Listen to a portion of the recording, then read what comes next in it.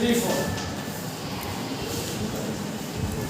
Free fall means कोई भी object जब आप ड्रॉप कर रहे हो किसी हाइट के ऊपर से, ठीक है, तो वो क्या कहता है फ्री फॉल की जो ऑब्जेक्ट पर से किसी भी हाइट पर से करते हैं। आप मान लिया हाइट है कि छत पे बैठ गया ऐसा मैं, ठीक है, तो मुझे क्या है आराम से बैठा हूँ टांग लटका के, मेरे हाथ में क्या है पत्थर है 5 किलो का और एक बॉल है, क्लियर, एक बॉल है और एक क्या है स्टोन है 5 kg का, दोनों हाथ में क्या लटका के बैठे हैं, ठीक है।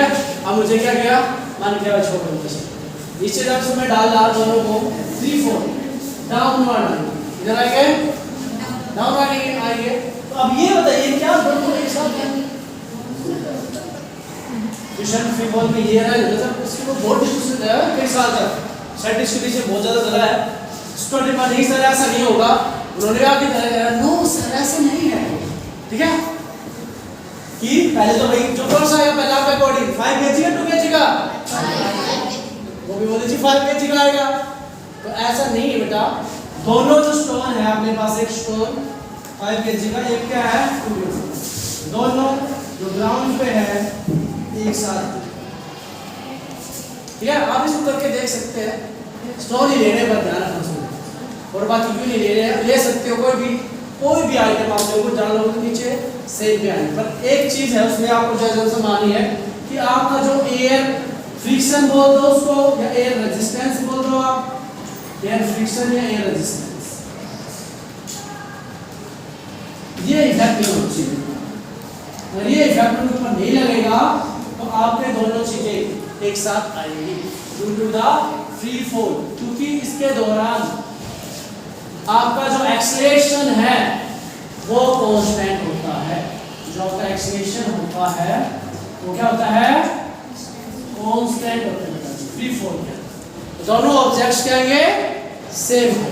कोई भी ऑब्जेक्ट लो अगर आप करेंगे तो डाउन आएगा हमेशा वो, ठीक है, कितने भी आगे पीछे डालोगे तो आगे पीछे साइड एक साथ डालोगे तो एक साथ ग्राउंड के ऊपर आएंगे आपके, ठीक है, एक साथ ग्राउंड के पास आपके पहुंच जाएंगे वो, क्योंकि उनका एक्सेलरेशन क्या है कांस्टेंट, उनका एक्सेलरेशन क्या है कांस्टेंट रहेगा, ठीक है। तो फ्री फॉल में कोई भी ऑब्जेक्ट क्या है अपने पास मोशन करता है टुवर्ड द अर्थ, वो हमेशा ये नीचे की तरफ क्यों आता है अर्थ के सेंटर की तरफ आता है, किस तरफ आता है, जब कोई भी ऑब्जेक्ट को फ्री फॉल फेंकते हैं उसको, ठीक है, कहीं भी थ्रोन करते हैं तो हमेशा अर्थ की तरफ आएगा नीचे की तरफ, तो किस किधर आता है वो टुवर्ड द अर्थ सेंटर, अर्थ के सेंटर की तरफ आता है बेटा, क्यों आता है ड्यू टू ग्रेविटी, ग्रेविटी का इफेक्ट होता है, जो अर्थ की जो ग्रेविटी है वो हमेशा अपनी सारी चीजों को किधर करेगी सेंटर की तरफ, ताकि वहां पे आके वो अलग बैलेंस मतलब कि ग्रेविटी की वैल्यू सेंटर की आती है जी, जी की वैल्यू जो ग्रेविटी की वैल्यू जी जो होती है आप सेंटर पर कहां पे सेंटर पे ऑफ अर्थ, इसलिए सभी ऑब्जेक्ट को कहा खींचता है सेंटर पे और जहां भी रुक जाएगी तो क्या है अर्थ का सेंटर, ठीक है। उसने रोक लिया, उसने मतलब अगर फ्री फॉल की बात कर रहे हो और ग्राउंड की तरफ जा रहे हो उस केस में आपका ऑब्जेक्ट रेस्ट करेगा ड्यू टू फ्री फॉल, क्योंकि आप हमेशा सभी ऑब्जेक्ट्स को नीचे फेंकते हैं। यदि आप कभी ऊपर छलांग मार लगाओगे तो भी कहाँ आएगा नीचे, आप बोलो बॉल को ऊपर थ्रो करोगे तो उस हाइट पे जाने के बाद जाए वो ऊपर फेंकने के लिए थ्रो करने के लिए तो आपको क्या नीड होगी फोर्स की, एक्सेलरेशन की जरूरत होगी ना, हैंड की मस्कुलर फोर्स की, बट ऊपर से जाने के लिए एक्सेलरेशन लगता है, कांस्टेंट लगता है, सभी ऑब्जेक्ट के ऊपर लगता है, वो अर्थ की ग्रेविटी के कारण लगता है और वो कांस्टेंट होता है बेटा, वो क्या होता है वो हमेशा डाउनवर्ड आएगा किधर अर्थ के सेंटर की तरफ, किधर आएगा आप इसको करके देख भी सकते हो, थ्रो कर कोई भी चीज हो वैसे क्या आएगा नीचे तरफ आएगी सेंटर की तरफ, कितनी ऊंची है हमेशा नीचे है, ठीक है। तो ये उसकी तरफ आता है डाउनवर्ड, ठीक है। तो ये सारा फ्री फॉल का है इसमें। फिर इसमें आता है एक्सेलरेशन ड्यू टू ग्रेविटी, क्या होगी इसके अंदर जो एक्सेलरेशन है ड्यू टू ग्रेविटी, अगर टॉपिक है अपना एक्सेलरेशन ड्यू टू ग्रेविटी कि एक्सेलरेशन वैल्यू मतलब ग्रेविटी का जब इफेक्ट लग रहा है आपका तो आपका एक्सेलरेशन क्या होगा, एक्सेलरेशन ड्यू टू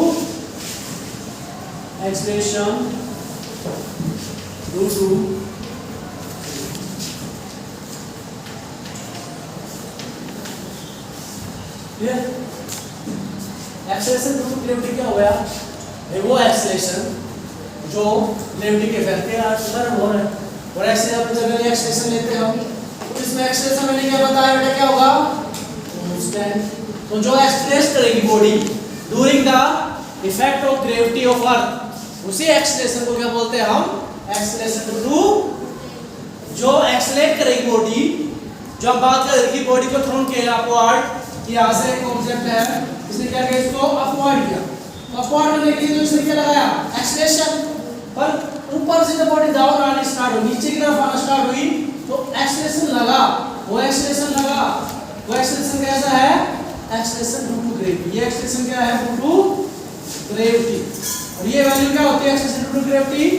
कांस्टेंट होती है। इसी को हम बोलते हैं एक्सेलरेशन ड्यू टू ग्रेविटी, कि ये और ये क्या होता है? यूनिफॉर्म कांस्टेंट होती है इसकी वैल्यू अपने पास, क्योंकि ये हमेशा अपनी तरफ खींचता है। और एक्सेलरेशन ड्यू टू ग्रेविटी को, वैसे सिंपल एक्सेलरेशन को हम बोलते हैं, एक एक्सेलरेशन ड्यू टू ग्रेविटी का सिंबल होता है जी। क्या होता है? जी। और इसकी असाइनमेंट सेम होती है जो कि एक्सेलरेशन की होती है। कितनी होती है इसकी? मीटर पर सेकंड स्क्वायर। सेम असाइनमेंट होती है इसकी। और एक ऐसी क्वांटिटी है acceleration due to gravity, acceleration कैसी क्वांटिटी है? वेक्टर में। कैसी है? वेक्टर। तो ये कैसी होगी? Vector quantity. कैसी है? वेक्टर क्वांटिटी है। एक्सेलरेशन ड्यू टू ग्रेविटी कैसी क्वांटिटी है अपने पास? वेक्टर। और इसकी वैल्यू हमें क्या है? कांस्टेंट होती है, मतलब फिक्स होती है। तो कितनी होती है सरफेस के ऊपर? हर सरफेस के ऊपर कितनी होती है बेटा? हर सरफेस 9.8%। ठीक है, जनरली ये होती है इसकी वैल्यू फिक्स। ये मैं आपको आगे निकाल के दिखाऊं कैसे आई, ठीक है, अर्थ की। और वैसे इसको हम नियर बाय 10 ले लेते हैं। नियर बाय कितना ले लेते हैं? 10 मीटर पर सेकंड। क्लियर? होते 9.8 है जी की वैल्यू इसकी, ये है। और ये ध्यान रखना, ग्रेविटेशनल जो इफेक्ट कांस्टेंट था कैपिटल जी, उसकी वैल्यू भी कांस्टेंट होती है 6.6। एक बात ध्यान रखो, बहुत इंपॉर्टेंट है बेटा जी, ये वैल्यू हर प्लेनेट के लिए सेम होती है। जितने सोलर सिस्टम में है ना प्लेनेट, सबके लिए कैपिटल जी ग्रेविटेशनल कांस्टेंट की वैल्यू क्या होती है? सेम होती है।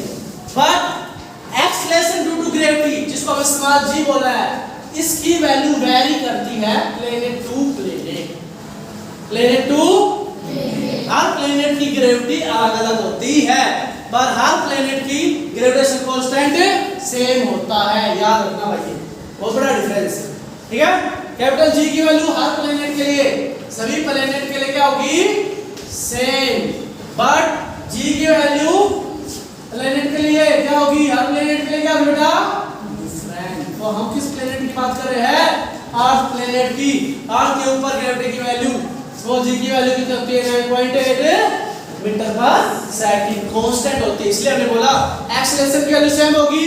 तो फ्री फॉलिंग के दौरान सभी ऑब्जेक्ट सेम टाइम पे अर्थ पे पहुंचेंगे, चाहे उनका मास कुछ भी हो। मास का कोई इफेक्ट वहां पे रोल नहीं करता, मास को हम वहां पे कांस्टेंट मानते हैं। किसका इफेक्ट होता है वहां पे? एक्सेलरेशन। किसका होता है? ओनली एक्सेलरेशन का होता है बेटा अपने पास। ठीक है, अपने पास अगर इसको सीजीएस में मैं बात करूं, इसकी सीजीएस वैल्यू कितनी होती है? ये तो किसमें हो गई? एसआई यूनिट में 9.8 वैल्यू किसमें हो गई? एसआई यूनिट में। अगर ये वैल्यू सर सीजीएस में आ जाए, हमें तो नहीं पता सीजीएस में क्या होगा। 980 सेंटीमीटर स्क्वायर, सेंटीमीटर ये होती है सीजीएस में। ठीक है, एक और होती है जो बहुत कम जगह आपको मिलेगी, एक सिस्टम और होता है फुट पाउंड सेकंड। ये सिस्टम होता है फुट पाउंड सेकंड। एफ मतलब फुट में जो डिस्टेंस होती है, पाउंड मतलब मास मेजर होता है पाउंड, एस मतलब टाइम। इसमें इसकी वैल्यू कितनी होती है? 32। कितनी होती है?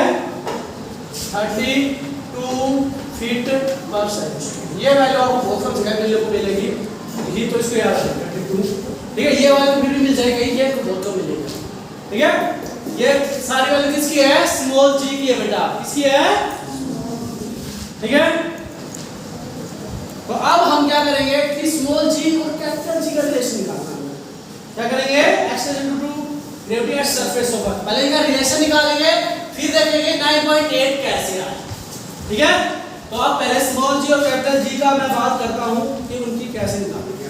ठीक है, ले आप देखेंगे रिलेशन बिटवीन, हेडिंग डालोगे relation between capital G and small G. Capital G मतलब ग्रेविटेशनल कांस्टेंट, स्मॉल जी मतलब acceleration due to gravity. Relation between small g and capital G। ठीक है, इनका रिलेशन क्या है अब ये निकाल लेते हैं हम। ठीक है, तो किस पर निकाल रहे हैं? आज सरफेस के ऊपर। किस पर निकाल रहे हैं? किस ऊपर निकाल रहे बेटा? ये मान ली मैंने, क्या मान ली? अर्थ का मास है कैपिटल है। ठीक है, कोई एक ऑब्जेक्ट है अर्थ पे, बस हो गया। According to Newton gravitational law, क्या कहता है Newton gravitational law, universal Newton gravitational law क्या कहता है कि फोर्स जो इक्वल होता है किसके होता है? Product of mass and inversely proportional to square between distance. इनकी डिस्टेंस कितनी है? r। मास पता चल गया, निकाल सकते हैं। तो क्या लिखोगे? According to Newton universal law, universal law क्या होता है? फोर्स की वैल्यू इसमें F इक्वल टू क्या होती है बेटा जी बताइए?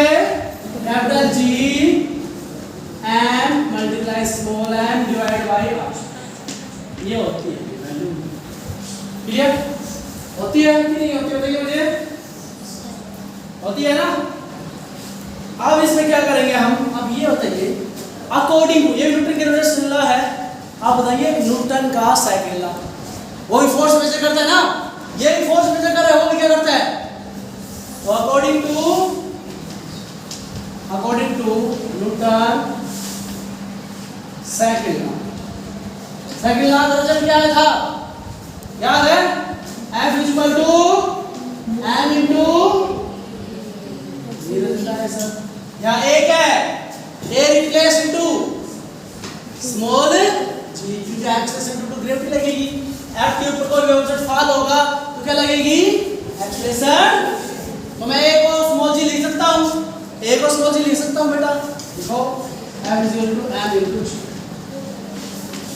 समझ आ गया? ये क्वेश्चन नंबर 1, ये क्वेश्चन नंबर 2। दोनों क्या है? फोर्स। इसमें इट मींस इन दोनों की वैल्यू क्या आएगी? सेम। क्या आएगी? देखो लग ले। Question number m into g equal to इसका हो गया capital G m by r square. Clear? तो स्मॉल m से स्मॉल m समझ में आया? g इक्वल टू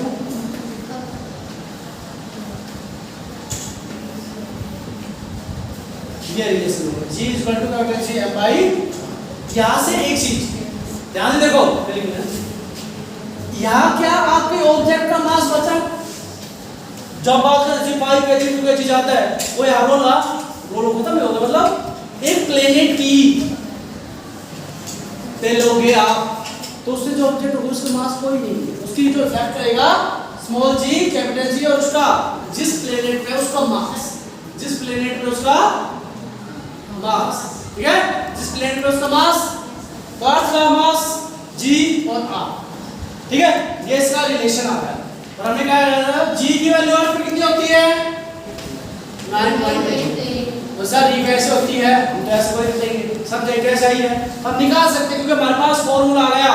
ये फॉर्मूला आप किसी भी प्लेनेट पे लगा सकते हो।